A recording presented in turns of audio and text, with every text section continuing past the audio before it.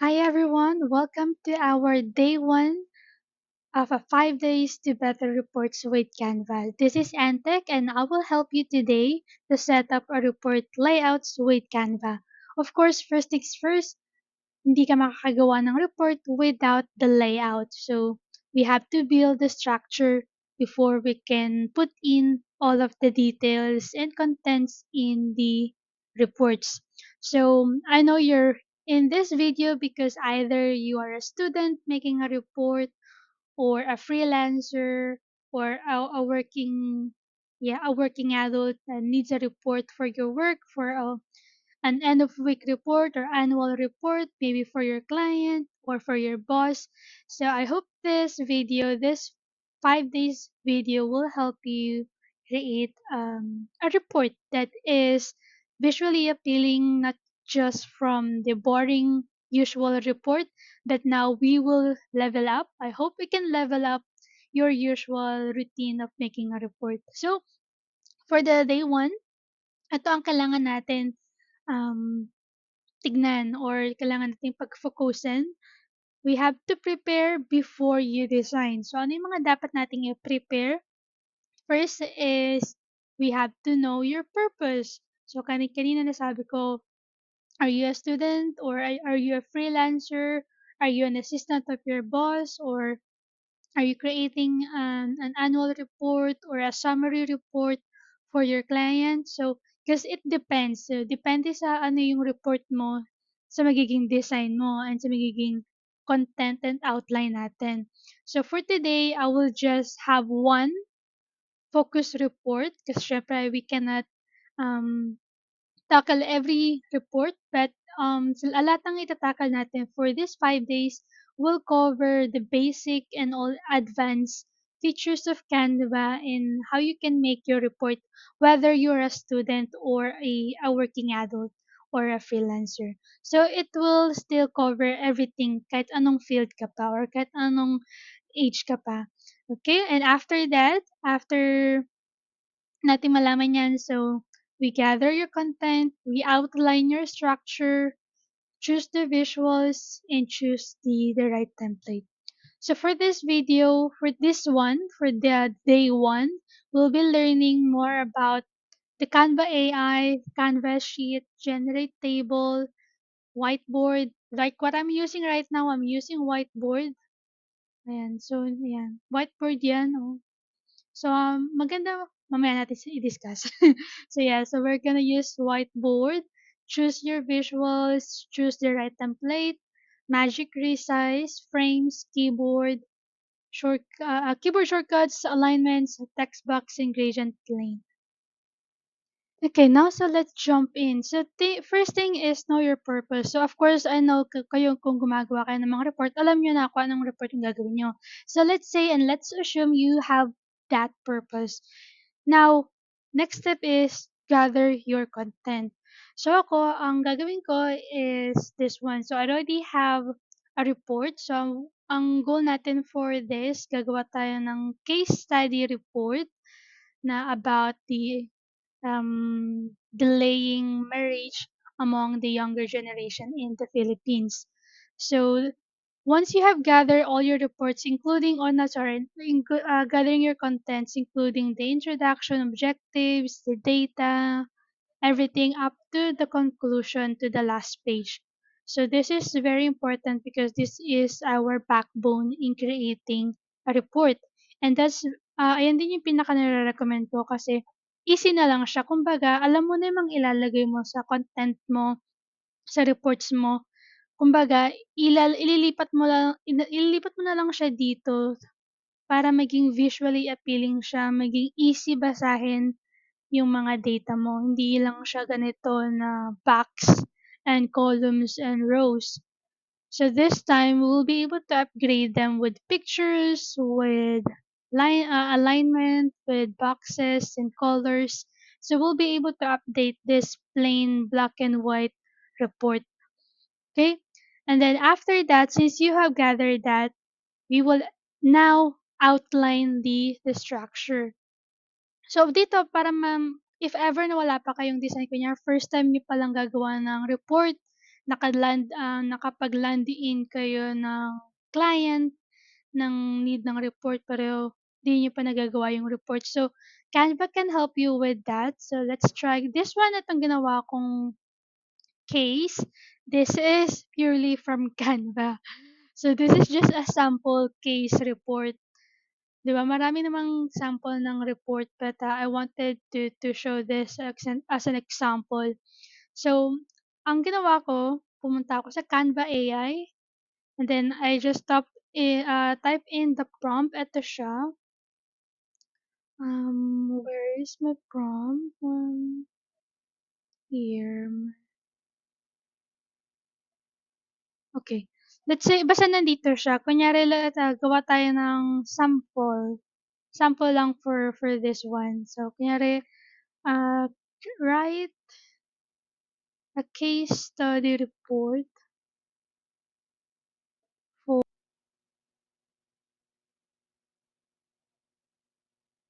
hmm, sorry.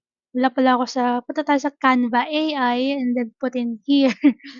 Yan, Canva period. Tapos, kahit ano yan, kahit maling grammar or anything, kaya-kaya ni Canva yan. Pwede rin mag-Tagalog, pero let's prefer na mag-English dito. Covering 2026 period with data, uh, both for men and women preference and reasons. Such as that, then click. And then hintayin lang natin si Canva to produce that report. So dito, kahit hindi ko na nga in-outline, hindi ko na nga nilagay yung introduction. Pero syempre, as detailed as you can, pwede mong ilagay na I need an introduction, I need an objectives, I need these sections, conclusion, observation ka namin. Pero dito, sobrang simple lang ng nilagay natin, sobrang konti lang, yung pinaka-focus lang ng study. Pero Canva AI is able to produce a detailed one, a delay in postmortem marriage, meron ng introduction na meron ng demographic as we have instructed, then nilayout na yung data dito, meron pang source, and then merong key factors influencing marriage delay, ayan, merong data, merong demographic, may reasons, and gender preferences, differences, with aspects. So, another data na we can improve, ganyan, ganyan. And then, meron conclusion and then references, which is a perfect deal for a report. So, let's say, ayan yung, kasi meron akong ginawa. Pero ayan, nakagawa kayo, we're able to learn na you can create a report with Canva AI. Hindi mo na kailangan lumabas. Nandiyan na, type mo lang ano yung kailangan mo. Or kung sa financial or anything, you can just type everything in there. And then Canva AI would be a helpful tool na mapabilis yung paggawa mo ng report. Aside from having your contents, pwede pang maka-add or pwede pang si Canva AI yung magbigay ng good content sa'yo in this one. Okay. So, after that, i-outline na natin. Siyempre, 'pag magde-design tayo, hindi lang bara-bara na nandito na kaagad. Siyempre, we have to decide kung if you have a creative mind, usually gusto mo mag-start ng ganito, from the scratch. But mostly, para mas mapabilis, since marami tayong reports na gagawin, you can do a template hunting. So, punta ka ng kunyari, report. You can just type in report. Madaming report na lalabas dyan. You have to choose the right report that is according to your field. Kunyari, you need an annual report. So, in this template, you have from page 1 to page 12. Meron din mga ibang template na one page template lang or one page report lang. So whatever you need, so you can just click on them and you can start, yan, kunyari ito yung napili natin. Start mo lang siya, tignan mo yung mga pages, if it fits according to your taste or to your needs, then go ahead and use it. Just customize this, ganyan. Customize this template. And since syempre iba yung color, So you have to change the color in this template. That is depend on your brand template or kung ano yung color palette nyo. So kunyari, you have it yellow, then this one would be white. Syempre parang, oh, nope, of course not. So black, yes, the black will work.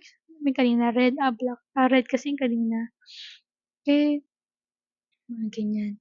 But for this sa atin, so this is just so for overview lang. I know you know how to create or get a template from our Canva library. But oh yeah, this one is a good template though. Ayan.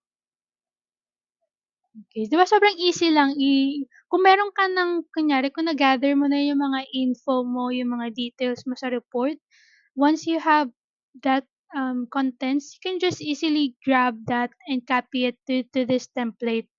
Pak, pak, pak, ganyan. Upload mo lang yung mga video, tapos yung text, customize, dagdag ka lang ng mga konting elements, then you're done. Pero this time, for this video, we will create from the scratch. So actually, I have prepared a report na.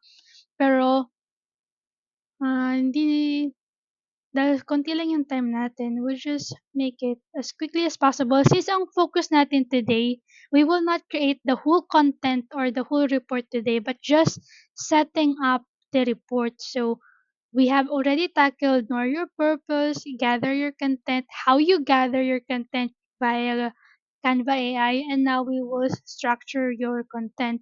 With the structuring of content, we will usually ako, mas gusto kong gumagamit ng whiteboard or even a blank canvas lang sa Canva. Like like this one. Or you can also get an inspiration from the template na nakuha mo doon. Pwede mo silang i-copy here in your blank canvas. And then you can start picking which one is gusto mong i-copy, which one yung page na ayaw mo. Kunyari itong table of contents, gusto mo yung i-copy yung slide na 'to. Pero itong introduction ayaw mo, gusto mo yung iba. So you can pick from the large library we have in Canva and mix and match lang ng mga templates na gusto mo. So, but yeah. So since we are doing a scratch, so now we are outlining a report. So usually we have to start, of course, with the boxes. But before that, I want to just share a shortcut keyboard. So since sobrang gahanap ka pa dito ng or kaya magta-type ka pa dito ng kunyari ng square, lalabas naman siya, 'di ba? Pero without typing going in the elements, you can just put it or type in your keyboard letter R and it will automatically give you the square or rectangle shape or just square shape.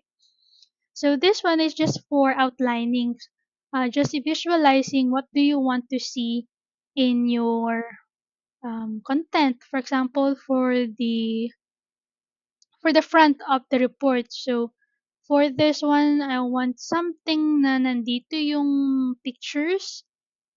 Kunyari ganyan. Gusto ko nandyan yung picture.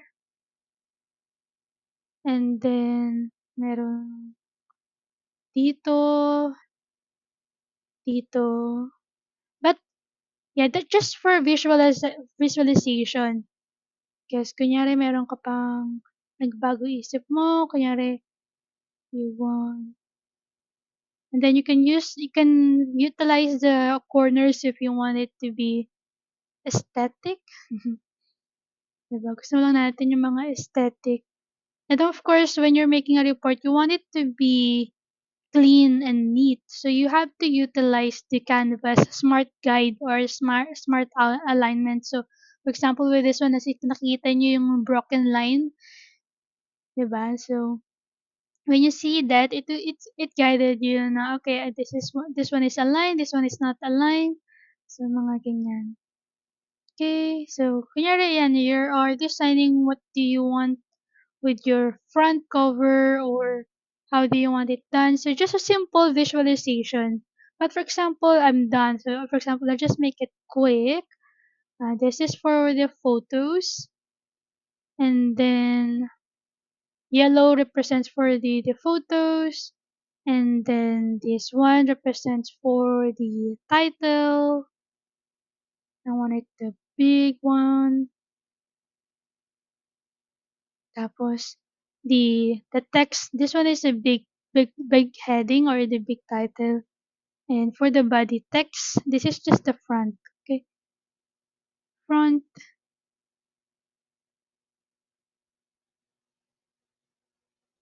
Tapos yung mga ano na, ending.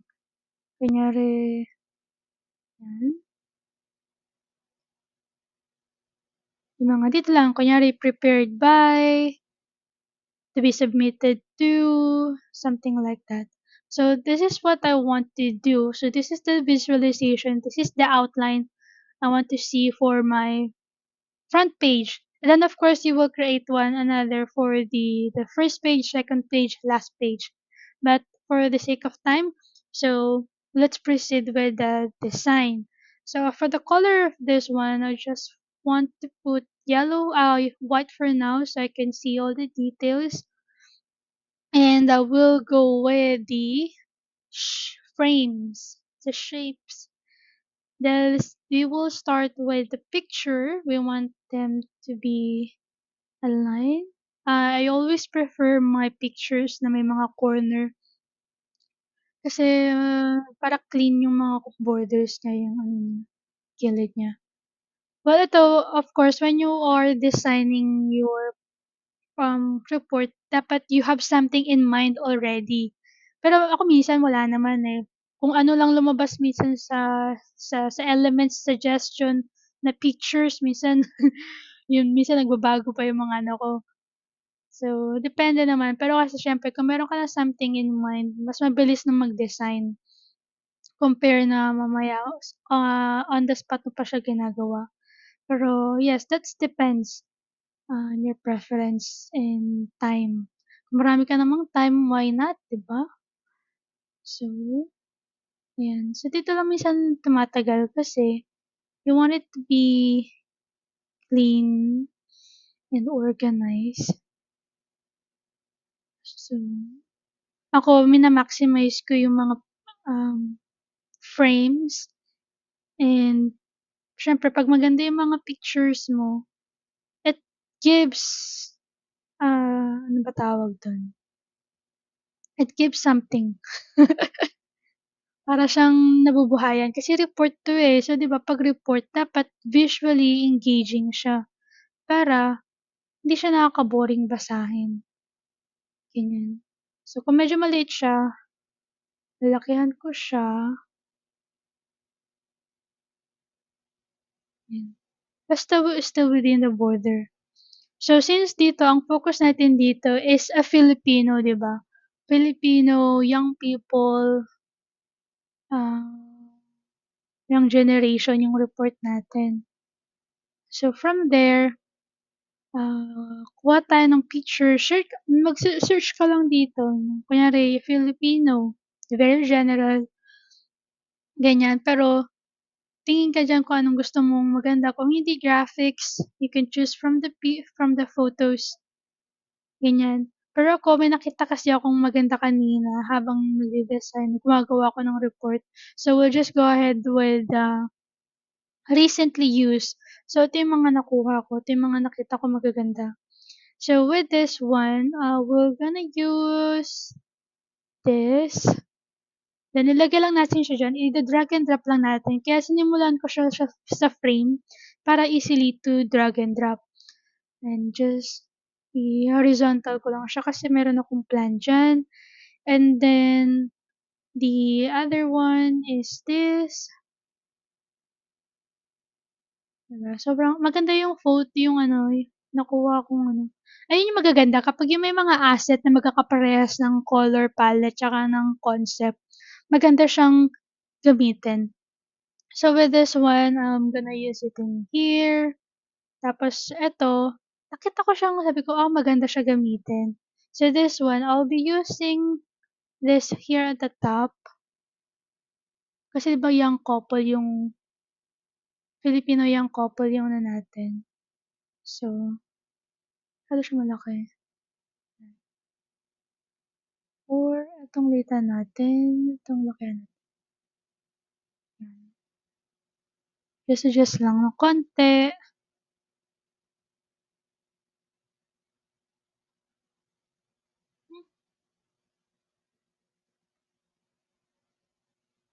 Yan.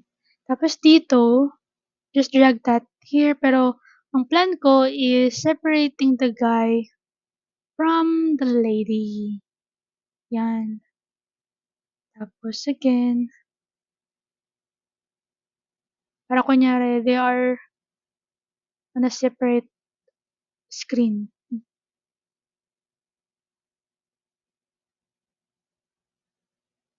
Ayan, ayan, napapansin nyo yung grid. So, kung mayroong mga grid line, ayan, utilize them. So, that way, you know where is the center and where is the focus. And voila, meron ka ng magandang visualization sa report mo. And then, of course, ang next natin is the title. So, ang title natin will be balikan natin yung content natin dito. So, ika-copy-paste mo lang siya dyan. Copy-paste mo. So, of course, one of the shortcuts again, keyboard shortcut. If you want to put text, no need to go to the text here. But instead, from the canvas, you can just put in your keyboard letter T. And then it will pop up a text box. So, yan. Kinapin natin to. Tapos, share lang natin.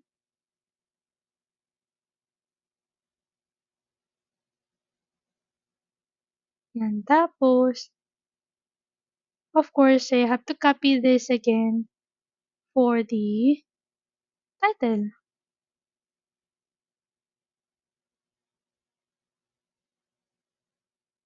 Kung gusto mo palakihan, ganyan. Pero kung hindi maganda yung ano, lagyan natin ganyan. Economic, kung hindi maganda yung title niya. Then dito, lagyan lang natin siya ng something art. So, syempre, when you are creating a design, whether a report or a social media or anything, it should be aligned to what you have what colors you have in the design or existing colors. So we can utilize the eyedropper here, then go to the images to check the colors you want to use. So for example, I want to use this, or that's a bit too dark, or this one. Or kung ayaw mo pa, gusto mo pwede namang i-drag to kung ano mas prefer mo. Kaya ganyan. Gusto ko something reddish. Kaya ganito.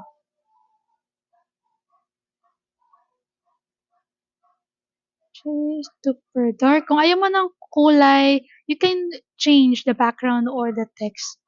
Ganyan. Ganyan. Tapos, we'll go ahead with the text box. So, again, with the text box, check mo lang yung, type mo lang yung letter, rectangle. Not the text box pala, the square. With the square, if you want to make it static, itong gagawin natin. So, just remove the color inside, then get the outline. Of course, for now, that is black. So, change the outline. Oops. Wait a second. New. So, dahil nawala yung recording ko, oh my goodness. Nawala yung recording ko. So, di ko napakita to. I don't know what happened. So, ito yung ginagawa natin kanina. So, let's press the letter R for the box. Clear the color inside. And then go to the width.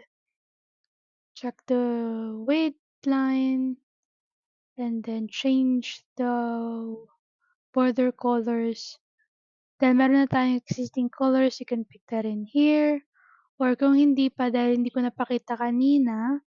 So, for example, this is just a plain black na color lang. Also, I wanted to change the corner. So, ganyan. Just change the corner in here. Tapos, click tong border colors.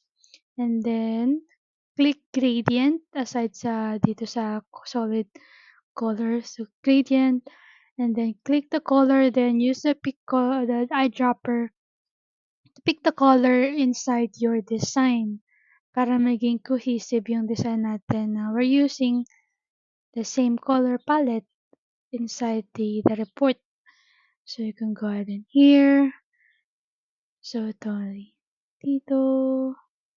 Now we want to change it to yellow. Yan. So yan, meron tayo dito.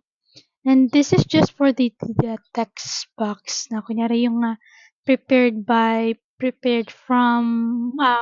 for ganyan. Tapos you press the letter T for text. So that's automatically give you the text box. So that's just prepared by Antec Art. Okay. Kulang lang natin. Ay. Pwede mo siyang lagyan ng konti. So if this is too big or too long, pwede mo siyang i-device dyan. Tapos, syempre gusto mong... So, ito, para hindi magalaw-galaw, i-lock lang natin siya. Ito, nakita niyo yung lock. Lock lang natin siya dyan. Tapos, syempre gusto natin lagyan ng mga date or something aesthetic. So, again, press L for the line. So, okay man ako sa width nito. So, okay na to dyan. Tapos, copy lang natin siya dito. Making sure na still aligned pa din. So, ito, I just want to group them para ma-move natin siya. Tapos, again, press T for text. And lagyan natin yung date. Kunyari, yung date for today is March 24, 2026. We want it to be bold, but small. So, okay. So, kung nakikita niyo yung mga line na yan, ayun yung mga smart alignment ni Canva. So, our designs are aligned. So, syempre, hindi siya, this one is too, okay naman. Line natin lang siya dito sa linya natin. Yan. Tapos, kung okay na tayo dito, yan. You can see, you can utilize those, ayan, 52, ayun yung measurement, 98, ayun yung spaces between them. So, kung nakita nyo yung 98, you can go ahead to the file para makita nyo ano yung measurement, ano yung metric na gamit sa measurement na dito, na gamit ko sa file. So, that is in pixel. So, if you want to see it in centimeter or inches, you have to change it to the inches or file. So, for example, ito ay gamitin natin A4. We want to use customize, then punta tayo, search lang natin A4 portrait. A4 portrait. Ito. Of course, when you're doing a resize, a magic resize, always choose the copy and resize. Kasi in that way, you have a backup para mabalikan mo yung previous design mo at previous edit mo dun sa copy mo. Kasi kapag itong resize this design, ito mismo yung ma-resize. And if syempre mga ibang sizes, mga landscape or bigger sizes, will of course change the dimension ng mga format mo na nandito na ng mga elements mo. So if you still want to have a copy of a previous original design mo, just choose copy and resize para meron ka pang backup and magre-resize ng another page. So just open it. Nakalimutan ko kung anong size ng napili natin. Millimeters. So this one is in A4 na pero in millimeters. So if you want to change the millimeter, ganun lang din ulit. Custom size, change the millimeter units to inches or centimeter kung saan ka mas sanay. So for example, masanay ako sa inches, so I will just choose inches here. Then resize ko 'to kasi may design naman ako dito na na-copy ko as a backup. So kung okey ka na diyan, so makikita mo dito, so yung difference ng ng units kunyari ayan, ang between sizes there is 1 inches space between the element nito. Eto sa may image mo merong 125 inches space sa in between the elements. So ayun yung mga nakikita niyong number, and that's how you do resign as magic resize sa Canva. And of course dito makikita din natin, nakita niyo dito kasi kanina nagvi-video ko, wala na pala yung recording ko. So nagbago yung image dito, pero pinakita ko 'to because 'di ba previously ang original design ko diyan is ito, pinakita ko kanina.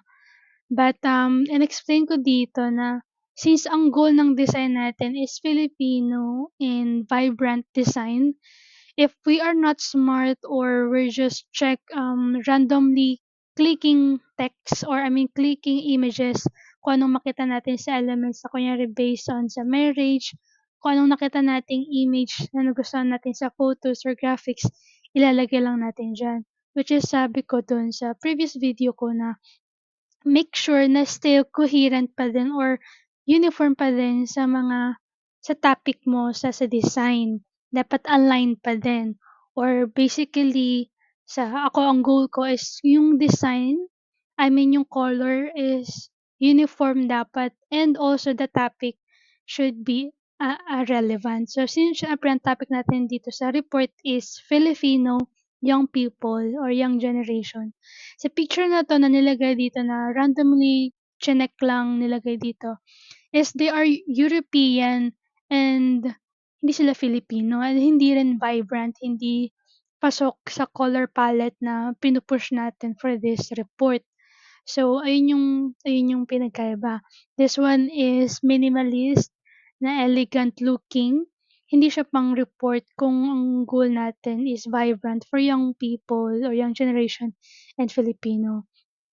So hindi siya as compare ng ganito na you want the pictures, you want the images to convey what's the report about. Makikita pa lang nila sa picture, ito yung topic, ito yung report, gano'n. Okay, so tapos niyan, ito also, I've also discussed, dami ko nang na-discuss na wala sa video, my goodness. So with this one, nabanggit ko na this design or this background color natin dito is just a simple element, but it depends on your creative wild mind to make a simple element and make it useful. So, ang ginawa natin dito, instead na gagawin lang na siyang circle or anything na pang ganyan, ginawa natin siya, in-expand natin siya, and it became our canvas or became our main color as a background sa report natin. And you can also, here in Canva, kung ano yung mga element na makita mo diyan, kung anong mga design na makita mo diyan, the colors are changeable. So you can change this color. Kunyari dito is, for the front page, ang color natin is yung ganito, yung original. You can change the color green to probably orange, yeah, blue to pink. Ito, gawin natin kunyaring black or anything that you want, ganyan. And you can apply that to every different pages na gusto mo. Kunyari, pag ganitong page, ganitong kulay, should go for data. Tapos pag gusto mo kapag mga conclusion na, medyo mga lighter color na siya. So you can change them.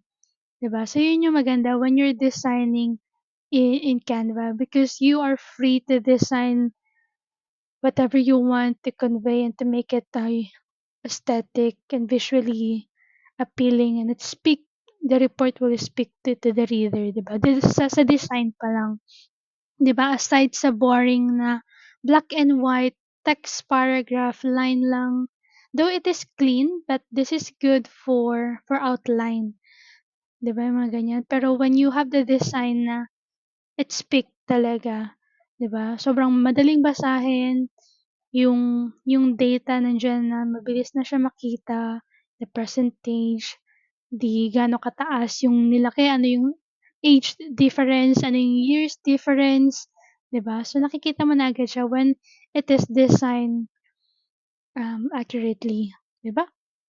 So ayun. So ngayon, ano pang hindi natin na-discuss dito? Choose right template, magic resize, frames. So also sa frames, let's use this one because this one is in inches. So for example, we're using frames. So when you are aware sa size ng frames, kunyari ito, since this page or sa file na to, makikita nyo again, pag gusto nyo makita anong file unit ginagamit sa measurement, dito lang sa file. Ang file natin dito is inches. Ginagamit natin ay inches. So, yung boxes natin, kung kunyari aware ka sa mga sizes, ito yung size ng 2 by 2, 2 inches by 2 inches, then size ng 1 by 1, ganyan. So, at least, in that way, makikita mo na kapag kunyari for printing, kunyari yung report mo for printing, kailangan mong i-print yung report, makikita mo, yung ginamit kong size for the picture is 2 by 2. So, makikita mo din mentally, ganito kalaki yung size na ginamit ko for the pictures, for the design, then yung space for the text, mga 2 inches by 11 inches, mga ganyan. Makikita mo kaagad na ito yung spacing. Hindi siya masyadong malaki, hindi masyadong maliit because you're aware of the size. So this one is 6.7 inch sa width, and then yung height is 5 inches. Diba? So that's how you change and how when you look the page. So again, if you're aware or gusto mong baguhin yung file mo, go to Magic Resize, just customize and change the units to pixel, inches, millimeters, or centimeter. Then put in the units in here. It can be square, can be portrait, or landscape. Okay, so ganyan. And Magic Resize, keyboard alignment, text. Now-discuss ko naman na to. Ayan. So, all good naman now. But yeah, simple lang naman yung mga duplicates in add pages. So, for add pages, so add done or add here. But if you want to keep the design without copy-paste the other, this one, kunyari, mag-add design ka kasi copy mo yung ito. Pwedeng hindi ganyan, pwede mo nang i-duplicate dito, 'di ba? Duplicate mo na lang 'yan. Use here, duplicate, then you have a copy na ng background design mo para hindi ka na uulit. Change mo lang yung color if you want to change it. Okay? Dito naman for the individual pages, manually natin 'to gagawin dito. Unless you're editing sa Canva document, you can add automatically the pages. But dito sa design natin, we'll have to do it manually. So, ganun lang. Ganito, ang ginawa ko dyan, manually yan. Page 8, page 8, page 7, ganyan. Okay, so for the rest of the report, it will be discussed on the preceding days. So, the generate table and the Canvas sheets will be discussed on the tomorrow. That will be discussed on the day 2. Kasi doon na natin i-compare, ilalagay yung mga data, and we will design the data from the